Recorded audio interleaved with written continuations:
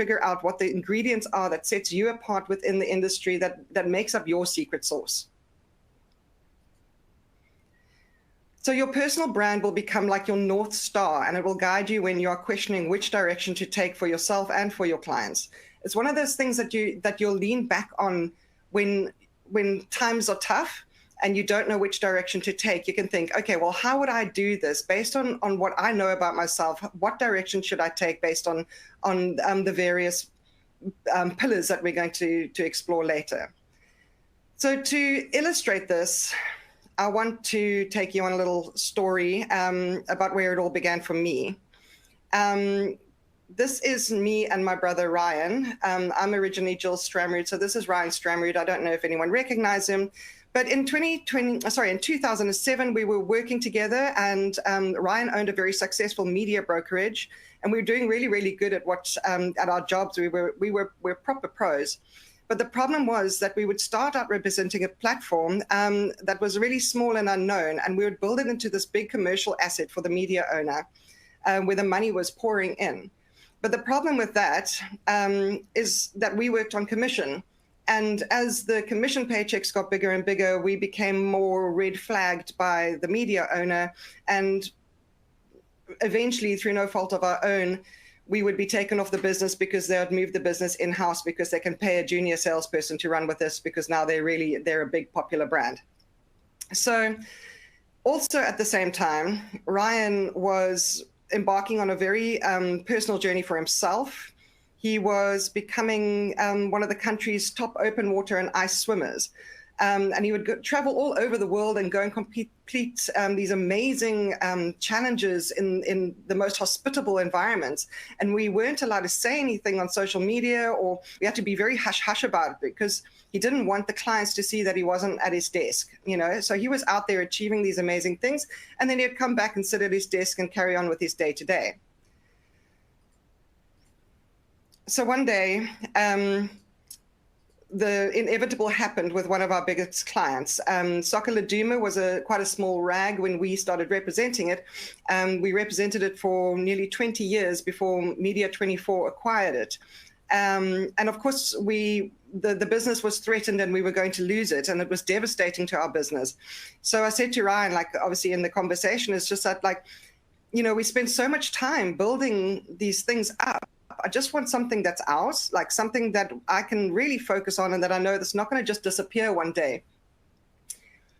And subsequently, about a few weeks later, we were sitting at a sales guru conference, and there was a guy called Peter Van Ketz, who is also an extreme adventurer, but he was doing a keynote, inspirational keynote about his rowing mission across the Atlantic. And I could just see in Ryan's face, like, how he was really taken by this. He was super inspired. And after the event, Ryan was explaining to me what made it so inspirational for him. And I turned to him and I said, but you know that what you do in the ice water, those stories that you tell me when you come back from a challenge or an adventure, those are just as cool. They're just as impressive. And so began a bit of a journey for me and Ryan, mostly for me to try and campaign to convince Ryan to start sharing his journey and his stories on corporate stages and within boardrooms. And why am I telling you this? It's because in this journey, I've learned that no one becomes well-known or famous or a thought leader by accident. It's something that we had to consciously decide to do. We had to consciously decide to take Ryan and his hobby and bring them into lessons that can be taught in the boardroom or on big conference stages. And what would those lessons be? We had to actually think about it. So, like, was Ryan going to be like the greatest ice swimmer, adventurer person? And is that what we were going to focus on? We were going to talk about him being an expert in a physical space? Or are we going to take the lessons that he learns from these extreme cold water adventures that he was doing, and how a mindset can overcome the strong desire to self-protect and ultimately fail? We ended up going with Push Past Impossible, which was obviously like more of a grit mindset. And where Push Past Impossible came from was a line that he used in one of his keynote talks about a swim that he was doing in the English Channel. So Ryan had trained really hard for the English Channel. He had spent years preparing for it. He had spent a lot of money to get there. He only had a week-long window in which to do the swim. And in that window, the weather conditions were not favorable for him to do a crossing at all. But he decided to go and do it anyway. And it started out quite nice and well and strong, but 9 hours into his swim, so 9 hours of swimming, the weather had turned miserable. The light, we were losing the light. He couldn't see where he's going. And he had physically run the engine dry. He was empty. His tank was absolutely depleted. So physically, he couldn't take one more stroke forward. It was 9 hours. He still had quite a long way to go. And he hit the wall. And hitting the wall in a physical endurance thing is devastating. But somehow he found the strength to continue and swim for another 4 hours and complete that swim. And later, when he was reflecting on the experience of what he had just done, he realized that there was a point in that swim that he had pushed past impossible. It was impossible for him, not impossible for everybody. People have crossed the English Channel before, but his own impossible. And he had somehow switched from body to mind to push past his own impossible, which became the sort of mission statement that Ryan leans on. So now also with Ryan becoming quite popular and people looking to him for his opinion, we had to kind of decide as well, how do we position himself, how do we position ourselves, or how do we position Ryan in the issues that we care about, in global issues too? And do we position Ryan as the UN's ambassador of the oceans, you know, or do we position him as the average Joe, the guy that is basically learning as he goes along, and uses his platforms to teach people how to do the same and how to make good, sustainable environment choices? And then lastly, how do we show up? How do we let people know that we're now here? How do we tell people what we're all about and bring across the message of push past impossible?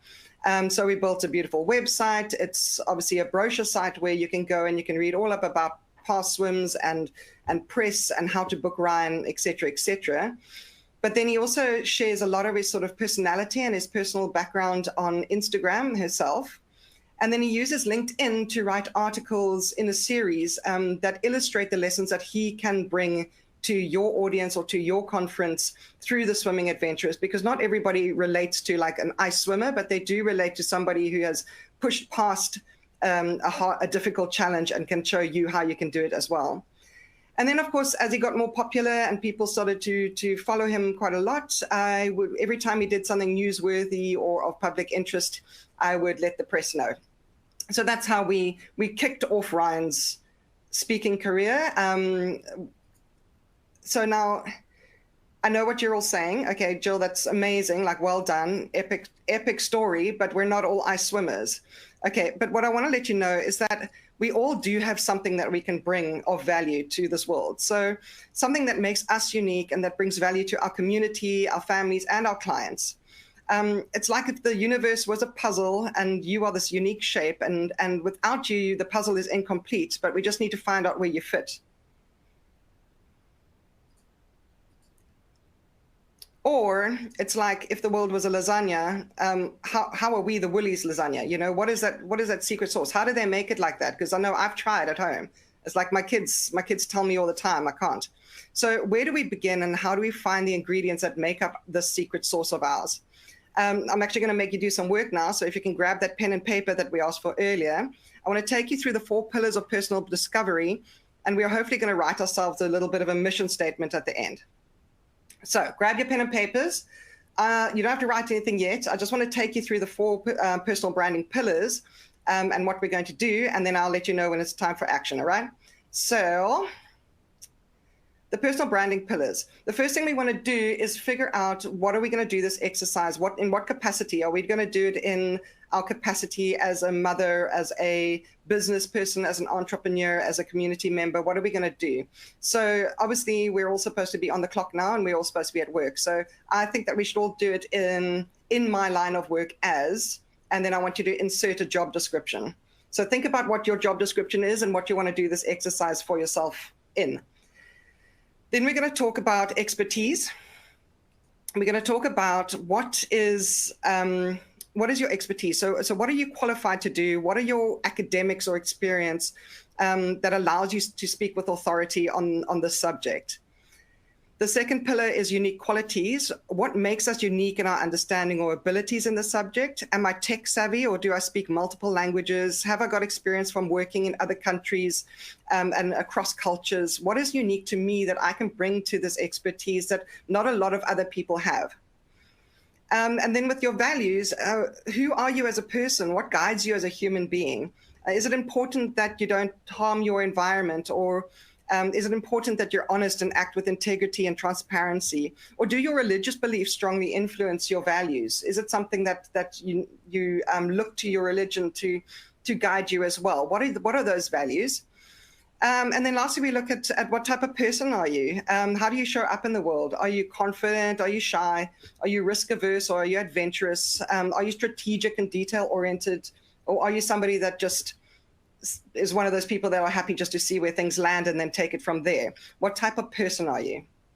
Okay, so get ready to write. The first thing you're going to do is draw one block on your piece of paper, and you're going to write in that block expertise. And in that block, I want you to write one word that describes your expertise. We're going to just do one word because I want people to try and do this quite quickly and spontaneously. I want it to come kind of naturally. I don't want you to overthink it. So with your expertise, what are your academic qualifications? Like, are you a chartered accountant? What have you studied? So you can pop this in the first block. In our second block, so draw another square on your piece of paper, and inside that block, I want you to write unique attributes. So what do you bring through your personal experience to your expertise? What is unique to you? Are you tech savvy? Do you speak multiple languages? Are you the expert in crypto?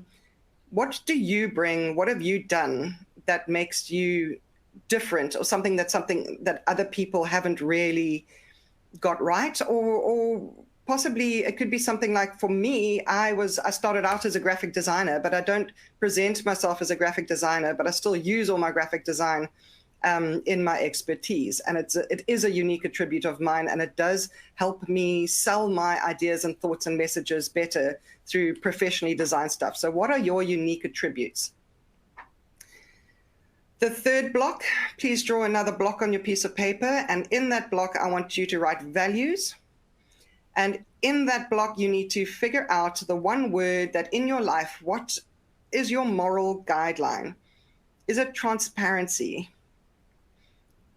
Is it do good? Is it be kind? Write down the one value or two values, whatever's coming to your mind. If you've got more, that's absolutely fine. But I don't want you to pressure yourself. One value is enough. Then lastly, we are going to draw a last block. And in this block, we're going to write personality type. And in this block, we are going to have to say something extremely self-loving about ourselves. I know this is going to get uncomfortable, but you need to say something about you that describes you best with regards to how you interact with people in your business. Maybe somebody's told you you're a very patient person. That's a personality type. Maybe somebody has told you that you're quite aggressive, but like let's try keep this self-loving. But I mean, having an aggressive personality type just means that you're driven and you're a leader. So try find a nice word describing who you are within your work. Okay, so I hope that everyone's got their words and that they are ready to move on to the next slide. I'm just, as you can tell, delaying so I can let everybody catch up. So I'm just going to slowly press next on the next button so that you can see the next slide and what we're going to be doing with those 4 words. You've written at the top of your page, in my line of work as, and you've inserted your job description here. I have come up with this little formula on how to write a mission statement based on those 4 words that you have already written down for yourself. So on that piece of paper, I want you to write, my mission is to, and then insert your expertise. Next, you're going to write by, and I'm going to insert my unique attributes. This could be a word or a phrase. Then you will write something like driven by my commitment to insert your value. And what do you value in this world? And what are your moral guidelines as a human being? And then delivered with insert your personality type, or the word that you came up with yourself. So I know this maybe sounds a little bit odd because it's not all going to fit and gel. But for example, I would say my mission is to coach personal branding by leveraging my advantage of being at the forefront of this industry, driven by my commitment to helping others find balance, and delivered through creativity. Does that make sense? I hope it does. If you'd like to, you can pop your findings into the group chat. If you're feeling brave, you can share your mission statement with us. This is one of those things where the chat, I think, will be shared as a resource later. So if you want to pop your mission statement in the group chat, you can go for it. Otherwise, I would pin it up somewhere in your office, or just leave it on your desk, or have something there that can remind you. But also, if you haven't really got to what you wanted to get to, you can do this in your own time. I have set this out in a PDF, and it's available in the talk resources. And you can download this, and it's got much more robust instructions, and you can take your time with it. And I think at the end of, once you've done this, I think it's cool to share it with your colleagues or your friends or somebody that you trust, and ask them if it resonates with them. It's like, is this what I bring to the table? Does this accurately describe who I am? So I'm going to tell you how we're going to use this mission statement later, because I know it's all good and well to have a direction, but I think just to sort of not end off, but to go into a little bit of my world to show you how this actually works in practice for me as somebody, as an influencer marketing expert. I work with 3 different categories of influencers. So, and when I say I work with influencers, it's that I use influencer marketing where I take people with personal brands and I use them to accelerate the marketing efforts for my clients. So in a nutshell, it's like the word of mouth meets personal recommendation all rolled into one. So when I'm building a personal brand strategy, when I'm building an influencer strategy, I will consider that what the brand's objectives are, and I'll also obviously consider what their budget is, because that really counts. And then I'll decide on the best category of influencer to do the job at hand. So whatever objective the marketing department has put on my table. So the 3 different categories of influencers are celebrities. Celebrities are people who have achieved fame through what they do. They're in the public and media eye, and they usually are on TV or the movies or in sports fields. The second category would be social media influencers, and these are individual people who have produced content that have gathered a social media following, or as we call it, an audience, because of what they share on their own social media channels. So through their own opinions, their own style, their own sense of humor, they've built themselves a following and a community and an audience on their own channels, whereas a celebrity would have used more traditional media. And then lastly are experts. I work with experts who are academic in their influence and have a personal brand and can consider themselves as a thought leader in their industry. So an example of this would be someone like Nabil Khan. I don't know, I mean, I would love it if he was in the audience today, but Nabil, I think, is doing it really well. And when I went to Nabil's Facebook page, I see that his Facebook status says, getting real and honest in the conversation about money for you to build the right mindset, habits, and education in your journey to financial freedom. And if we deconstruct this now with the 4 personal branding pillars, we can tell that, okay, so firstly, I mean, I would expect him to have the right expertise to speak with authority on the subject. Under unique qualities, I know that he is a stuntman in the movie. So I know that he brings this in a very unique way to present his messaging to people. His values, he says he values freedom, and there's no greater freedom than not to have to worry about money, so financial freedom. And his personality, he says he's getting real and honest in the conversation. So we can really figure out that he's going to be a straight shooter. And that's what we know just about looking at at Nabil Khan, how he presents himself and how he has described himself on his social media. So what does Nabil do as well to let people know about this is he has a fantastically well-supported YouTube page. I think it's about, it's almost 8,000 followers, where he produces his own Money Talks program in a nutshell, and he presents money insights and advice and tips and tricks in his own special way. And because obviously he's in the movies, he knows how to present himself, he knows how to speak directly to camera. This is obviously a very, very comfortable space for him. It's not comfortable for all of us, I know that. So he's using his unique attribute to bring his message in a way that suits him. He runs Africa's first free money school, and he puts up on his Facebook. This obviously links back to his content on YouTube. And then on LinkedIn, he writes articles about interesting topics, things that he covers in his school, something that, like, if we haven't seen his YouTube or we haven't seen his Facebook, but we do follow him on LinkedIn, we know the type of content that Nabil brings to the audience, so we'll know what sort of niche and where does he bracket himself as a personal brand and as a thought leader in the financial industry. So still on my influencer marketing side of things, but I included the slide because it is very relevant, I think, to everybody. I think a lot of people with their imposter syndrome get bogged down with, yes, but I'm the little bit of everything. I can do everything account. And the bottom line is that the influencers that I work with that do well, they've defined their niche down to one thing. They are the expert in X, Y, and Z. They're not the little bit of everything account. And to help people try and understand where they should focus their energy is, I give this example of Hamish and Andy. So these two guys are radio DJs in Australia. They are definitely the most popular radio presenters in Australia at the moment. I think they also run their own podcast. But I remember a interview that Hamish was doing with another broadcaster.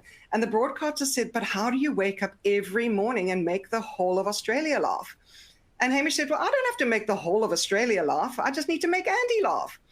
And it's so pivotal to know that, you don't actually have to reach everybody. You can just make jokes to your best friend or the person that you know that's going to get you, or the person that's going to gobble up your content. Make content for that one person. So I tell people to find their Andy. And I'm not saying call them Andy. I'm saying find that person in your life that appreciates your advice. They listen to you when you talk, they laugh at your jokes, they're picking up what you're putting down, basically. So try and figure out who is that one person in your world, make it a real person, and give it a name. And every time you want to show up on social media, you have that person in mind when you're presenting your content. The second thing I always tell people about social media content is that it's not about what you sell, it's about what your customer needs. Nobody actually cares about you. It's difficult to swallow, but nobody cares about you. They care about themselves. So if I was a person who sold drills, there would only be so many pictures of electric drills that I could post on social media to sell my product. And not many people are going to follow me, because once you've seen one drill, I'm pretty sure you've seen all the drills, unless you, like my brother, who is really into drills. But I'm presuming that, well, I'm talking for myself. I'm not into drills, but I am into holes in the wall. I like DIY projects. I like beautiful galleries. I like to make my house look stunning. So if you show me what I can do with your drill, the chances are I'm going to come to you for that drill and for that advice. So with social media, when you're wondering what to post something that is going to help other people, that's actually going to give value to other people in their lives, so that they come to you for more. That's what we want. We want a following. We want people to be inspired. One of the main questions I get in my job is, do I need to be on every single social media channel? Like, which one do I choose? There's so many. And the answer is a very simple no. The social media is an incredible place. It's an incredible tool, but it is just a tool. It's a self-promotional tool that we use, but every social media channel has a very unique way of bringing content to that person, and also the environment that it offers. So if you go to Instagram, you're going to look at inspiration, you're going to find storytelling, you're going to find upliftment, and you're going to find beauty. If you go to TikTok, it's more creativity, self-expression, entertainment, and a lot of knowledge sharing, believe it or not. I know a lot of people don't want to see advertising here, but and then on Facebook, I would sort of stick with sort of scheduling events and joining community groups. And then, of course, Facebook ads is an incredibly powerful boosting tool if you want to make your content go further. But I think most of you guys will live over here a little bit more in LinkedIn. You'll figure that out, that's more where business news happens, where your B2B networking is happening, where jobs and recruitment are being advertised. On X, you're going to find a lot of debate, live news, trending topics. Don't venture into X if you have very polarizing opinions. A lot of people don't really care about what they say on X. It's a very dangerous thing. So I would not dangerous, but it is a very powerful tool. I'm painting it in a bad light, but it's a powerful tool, and you can bring across who you are by posing questions and stuff. But a lot of time people don't really want to hear it on X. Moving on to YouTube, like Nabil, he's sharing his knowledge. It's entertainment as well. It's how-tos, it's reviews. But the difference with YouTube is that it's got a longer shelf life, and you can have a longer format of the content. So what I mean by longer shelf life, if I had to search for a certain topic, I can quite easily find or be served videos that are 5 years old. So it lives on YouTube for longer, and YouTube is also known as the kind of video version of Google because of its powerful search engine. So as I said, I think LinkedIn is where most of my experts and professionals reside, but I wanted to give you a little bit more of an insight on what works on LinkedIn and what doesn't work on LinkedIn, and what actually puts people off. So in the first examples at the top, you can see I've used Craig Rodney. He runs a course called Agency to Exit, and his content is always like really on point. So the first example says, the best lead generation tactic that I've seen was back in the 90s by a fine suit tailor in Joburg. So now already I'm intrigued. Show me more. Tell me. I want more leads. You know, I'm going to read that story.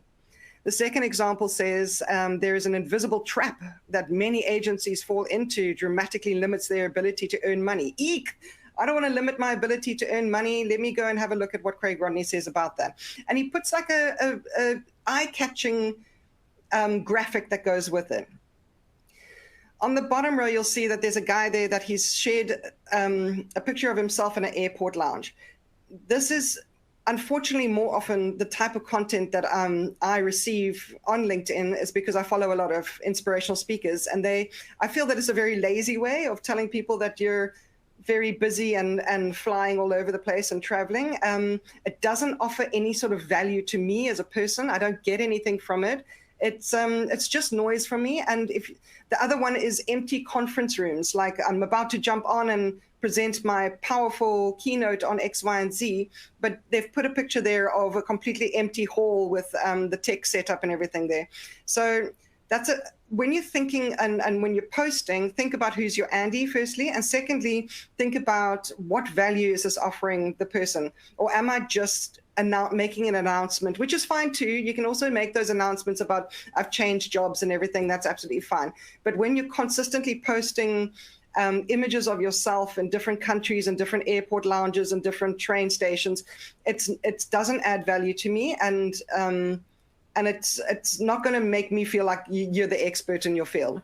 And then the last one is flirting on LinkedIn. I don't even know why this is a thing, and a lot of the guys out there are probably thinking what, but I get a lot of approaches on LinkedIn from a flirting point of view, and it's just not professional. So if you get an idea of what I'm trying to say, is that with content, it's actually quite easy. And with your North Star of your personal brand statement, guiding what content you're going to put out there. So knowing what you want to be seen for and what you want to be known for, and then giving your followers or your community value is the most important thing.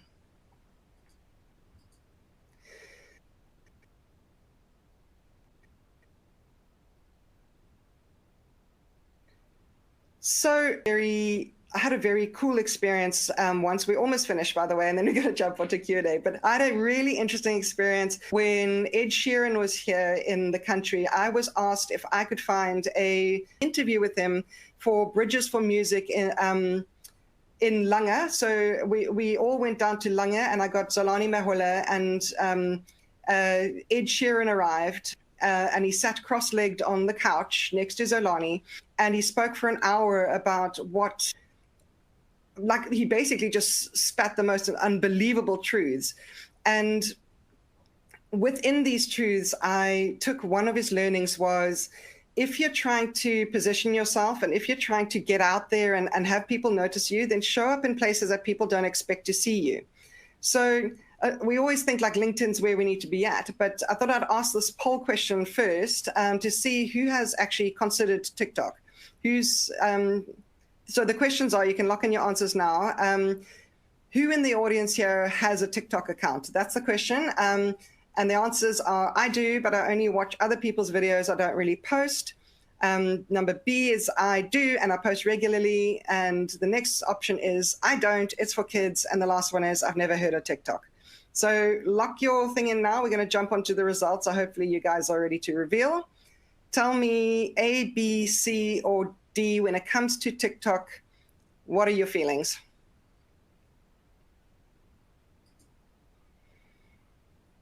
Okay, cool. So this is very representative of what I expected. But with referring back to Ed Sheeran, the Ed Sheeran story, he was up against like James Blunt and Kasabian and whatever, and he was this red-haired guy who played a guitar, and he realized he's never going to compete with these guys. So he needs to try and compete in a different arena, and he needs to try and show up in a place where he's not going to be expected. So he started taking his little guitar, his acoustic guitar, down to hip hop clubs. And he used to freestyle with hip hop artists and jump on stage and create melodies with them, and became really, really popular in that sphere. And actually that's where he got noticed by, Jamie, what's his name?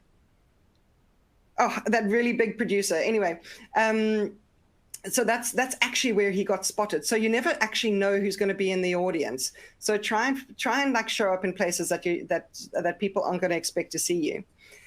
For example, this is a guy called Humphrey Talks. So Humphrey Talks, he is I think he worked on Wall Street for a while, but he's a financial advisor who shares his financial insights on TikTok. And he saw the gap in the entertaining short form content for people with limited concentration spans. He saw his chance to bring his message to an audience that don't have a lot of time to think about finance.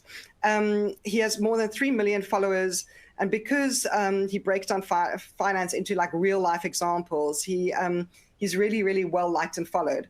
And he's most famous for doing a video on showing people how much Jeff Bezos makes or how much he's worth, but in grains of rice. So what he did was he took a grain of rice and he said, this is 100,000 Rand. And then he took a few grains of rice and he said, this is dollars. And then he took another whole packet of rice and counted every single grain of rice to make 1 billion, so that you could see what's the difference between 100,000 from 1 million and then to a billionaire. And then somebody came in his comments and said, okay, so what does Jeff Bezos's 221 billion look like in grains of rice? So he made a follow-up video to that one, and he went out and he bought a whole pallet of rice, and he spent a week counting out each grain of rice to put into a pile of 221 billion representative of Jeff Bezos's wealth, so that people could see the accumulation of wealth and what it actually means in something that's really, really easy to digest. No pun intended. So because of my world and because of how interested I am in this kind of thing, I have an online calculator that I use just to give me an idea of what do I think that Humphrey can charge for one post. Like, so if I put in my calculator here, I put in Humphrey Talks, I've put in how many posts. So for one post, Humphrey can charge, if somebody, he wanted to collaborate with a brand, or if somebody came to him and said like, oh, won't you do a video and show people how affordable a Tesla is? He can charge $5,000 for that. Okay, so he's opened up a whole new revenue stream for himself. I think he's valued in the millions at the moment. So those are the opportunities for us. And I know it's not for everybody, but I just want to give you an example of how showing up in different environments can lead to exciting things. And then lastly, because I know that there are a lot of people who don't live in my world and who aren't all on social media and are probably thinking, but what about us traditional folk, the people who, don't live in a metaverse? What can we do? And it's important to remember that this is not a new concept. Personal branding is not a new concept. We just have social media. We just have new tools. Social media is just the tools that we use to self-promote. And social media is an amazing tool. However, I wanted to ask this poll just to see on the scale, just select in the last month, what have you done to self-promote? I think you can choose multiple of these, but have you attended an industry networking event? Have you called into a radio show? I know my mother used to call into Cape Talk all the time, that they actually knew her name. They're like, oh, we've got Depressia on the line. What do you have to say about this, Depressia? And she actually became known as somebody, who was a regular contributor. Have you nominated yourself for a committee? Have you worked your way up from a committee member to the president of a committee? Are you seen as the person who is in charge of this? Have you reached out to a newspaper to offer your insights as a column, even if it's in a digital column, something like IOL or News 24, where you've gone like, hey, I've got a really important message and insights which come with a very unique angle. Don't you want to publish some of my work? And then the last one is none of the above, but I'm feeling really inspired. So lock in your stuff now, lock it all in. Let's see. I can see a few more coming in. Don't be scared. What have you done? All right, let's reveal. Okay, so there you go. Awesome, you're inspired. That is exactly the point. That is exactly what I wanted. I just want you to start your personal journey. I want you to start going, okay, this is a thing. This is something that I actually have to actively pursue. It is one of those things that it's a life's journey. It's a life work. You're not going to get it right straight away. You're not going to go, okay, I'm this person and I'm that person. It's going to evolve. It's going to grow, but you have to start somewhere. And like I said, in the course resources, you will find a PDF with that exercise that we did earlier, but it gives you a little bit more time and a little bit more context. So try and go do that, download it, do it for yourself. Consider doing some of these more traditional things as well as the social media side of things. And I think that's where I'm going to end off today. I know that there's a Q&A, and I know that Nico has a couple of questions already. So I hope you enjoyed that, and I hope I've jogged some people into action. Oh, and thanks. Sorry, the Q&A is open, guys. Please don't be shy. Just go for it. Like if it's a social media related question, that's fine too. But this is a safe space. I'm hoping that some of you were writing your questions as we went along. But feel free just to ask those questions. There's no stupid questions. Awesome. Thanks, Jill. That was very insightful. And I do, to be honest, I do also feel a bit more inspired. Jotting down, trying to grow. To really think about it becomes, I think that's the first step for me, is trying to realize, okay, be honest with yourself. And I think that's something that people find very, very tricky. And you say, you mentioned, it's people aren't always comfortable saying good things about themselves. And I think because we can't, we recently went on a training thing. It was the exercise was talk about somebody that you admire, and list all those good qualities, and now talk about those good qualities, but insert your name there, and I think those type of exercises and building this, this personal brand really makes you think about who you